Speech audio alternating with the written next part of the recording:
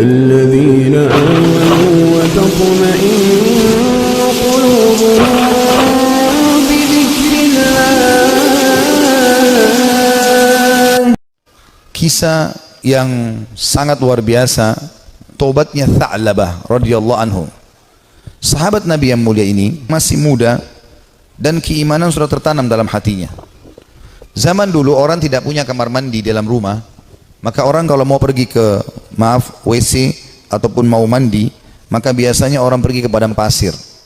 Satu waktu Tha'labah radhiyallahu anhu ini keluar, kemudian dia ke padang pasir, lewat, bukan sengaja, lewat. Rupanya dia melewati sebuah tempat mandi tapi untuk seorang wanita Ansar, wanita dari Madinah. Dan wanita ini terkenal punya kecantikan dan kulitnya putih bersih. Dan ini bukan terlihat, telanjang bulat semuanya, tidak.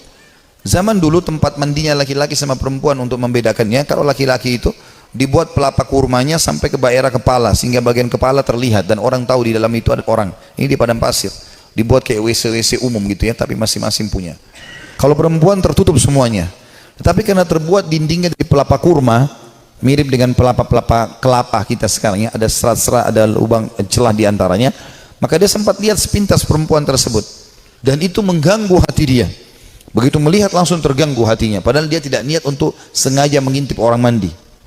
Maka dia merasa tulang-tulangnya gemetar, kesemutan, otot-ototnya merasa kesakitan dan lemas. Lalu kemudian dia segera naik ke atas sebuah bukit yang sangat tinggi di Madinah.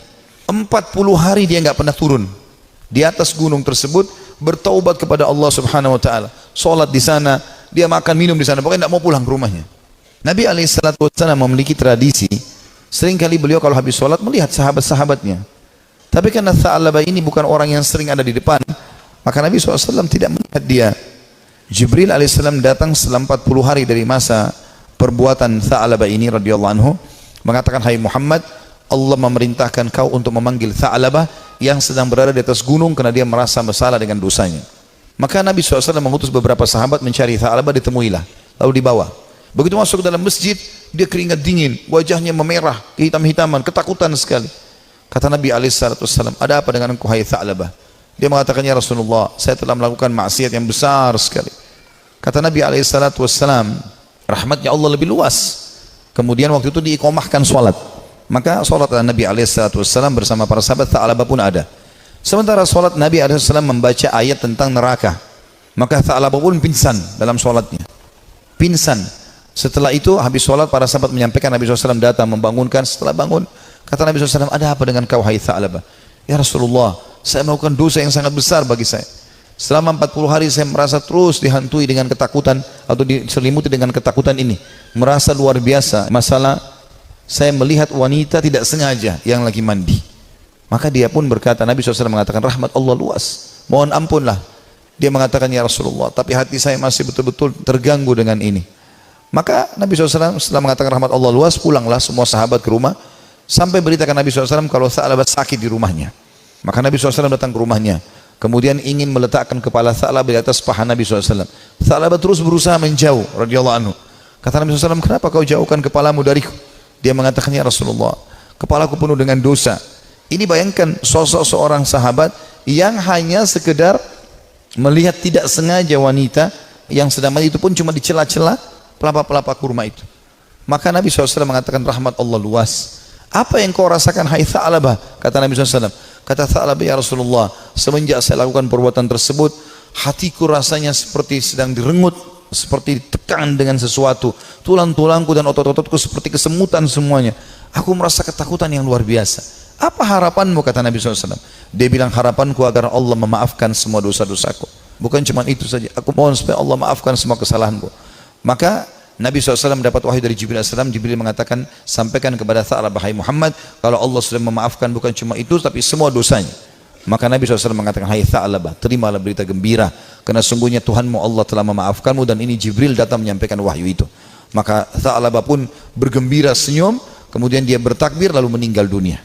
Maka pada saat dia wafat, teman-teman sekalian radhiyallahu anhu, sahabat Nabi yang mulia, saking takutnya dengan Allah sampai mati, meninggal, ajalnya datang. Waktu itu Nabi SAW mengatakan, urus jenazahnya segera, kita kuburkan, dimandikan segala macam, disolati. Habis sholat lagi mau diantar ke kuburan, Nabi SAW jalan sambil sedikit beliau jinjitkan kakinya. Kata para sahabat, ya Rasulullah, kenapa anda lakukan itu? Kata Nabi SAW, saya merasa malu dengan para malaikat dan saya tidak bisa menghitung jumlah mereka yang sedang datang melayat jenazahnya Tha'labah radhiyallahu anhu. Sahabat Nabi yang mulia memberikan pelajaran kepada kita bagaimana mereka bertaubat kepada Allah Subhanahu wa ta'ala.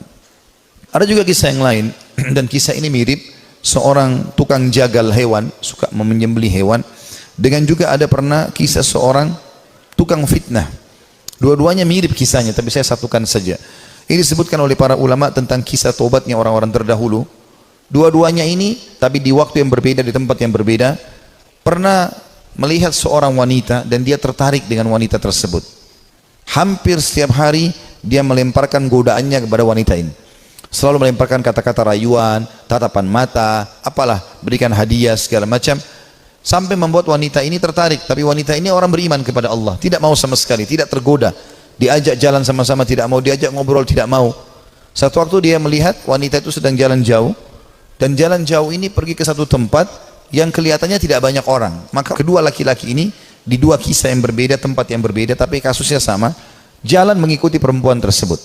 Begitu tiba di tempat yang sangat jauh, dia pun langsung menghadang wanita tersebut mengatakan, saya jauh-jauh mengikuti kamu karena saya sangat menyukaimu. Maka kenapa kau sia-siakan waktu yang berdua ini? Kenapa nggak bersama-sama sekarang? Enak kalau kita mungkin pacaran sekarang, jauh dari orang. Kalau kau takut selama ini dengan orang, sekarang jauh dari orang. Maka wanita tersebut tiba-tiba mengatakan, kalau kau memang mencintaiku, maka kau harus tahu sebenarnya aku lebih mencintaimu. Aku pun sebenarnya suka dengan kamu, tetapi rasa takutku kepada Allah mengalahkan itu semua. Aku tidak ingin justru karena cinta ini kemudian kita terjerumus dalam kemaksiatan dan Allah hukum kita. Maka dengan kalimat itu saja laki-laki ini tersentuh. Lalu dia mengatakan, subhanallah, yang telah memberikan peringatan kepadaku melalui lisanmu, kau takut kepada Allah dan aku tidak takut kepada Allah. Lalu laki-laki tersebut meninggalkan si perempuan tadi, dan semenjak itu dia bertobat kepada Allah Subhanahu wa ta'ala, tidak mau lagi mengenal kecuali yang halal dari mereka. Seorang salafus saleh yang lain yang luar biasa, dia karena takutnya dengan fitnah wanita, maka dia mengatakan, ya Allah, hilangkan syahwatku dari seluruh wanita yang tidak halal bagiku. Maka dia mengatakan, demi Allah, Allah kabulkan doa saya sehingga tidak ada syahwat kecuali pada istri saya saja, pada yang halal, dan tidak ada bedanya antara wanita yang tidak halal bagiku dengan sebuah tembok. Artinya betul-betul mereka ingin menjaga diri dari perbuatan yang salah. Ini kenapa saya sebutkan banyak kisah anak muda, karena memang anak-anak muda yang banyak terjerumus dalam kemaksiatan, karena mereka punya potensi, energi, banyak sekali kesempatan, dan ingin tahu sesuatu itu lebih besar daripada orang yang sudah berumur. Walaupun memang orang berumur pun bisa terjadi, tapi umumnya orang kalau sudah tua khawatir berbuat dosa. Maka ada seorang anak muda selalu berbuat maksiat di zaman Nabi Musa alaihissalam, sibuk dengan dosa-dosa yang dia lakukan. Setiap hari diingatkan, Nabi Musa tidak mau tahu. Sampai masyarakat dari Bani Israel pun sudah merasa ini orang tidak ada lagi solusinya nih. Maka mereka mengeluh kepada Musa alaihissalam. Allah pun berfirman kepada Musa melalui Jibril alaihissalam, usir anakmu itu dari negerimu, tidak boleh lagi ada di sana dia. Maka Musa alaihissalam menyampaikan kepada Bani Israel, kalau Allah sudah menurunkan firman-Nya menyuruh anak muda ini diusir, maka anak muda pun itu diusir dari kota tempat Nabi Musa alaihissalam dengan Bani Israel tinggal. Terus saja dia jalan sampai tiba di sebuah padang pasir yang luas. Kemudian dia merasa dirinya sakit, lemah, terpukul karena jauh dari orang-orang. Maka dia pun lalu berkata, ya Allah, aku tahu aku telah berbuat dosa, tapi rahmat-Mu jauh lebih luas. Aku bertobat dan beristighfar kepadamu dari seluruh dosaku ya Allah, maka maafkanlah aku. Terus dia ucapkan permohonan maafnya kepada Allah sampai 3 hari berturut-turut. Setelah itu dia meninggal dunia, si anak muda ini.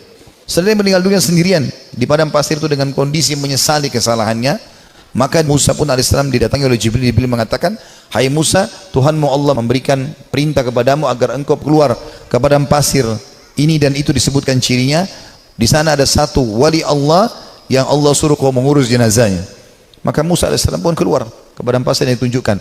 Begitu tiba di sana tidak dilihat kecuali anak muda tadi yang memang dianggap orang ini buruk di tengah-tengah Bani Israel. Maka pada saat itu pun Jibril alaihissalam mengatakan kepada Musa, sesungguhnya orang ini telah bertobat selama berapa hari meninggalkan negerimu dan Allah terima taubatnya. Maka Musa alaihissalam pun mengurus jenazahnya kemudian menguburkan dia. Begitu luasnya rahmat Allah Subhanahu wa ta'ala bagi orang yang masih melakukan kemaksiatan dan berpikir bahwasanya susah untuk bertaubat. Tidak ada yang susah, teman-teman sekalian.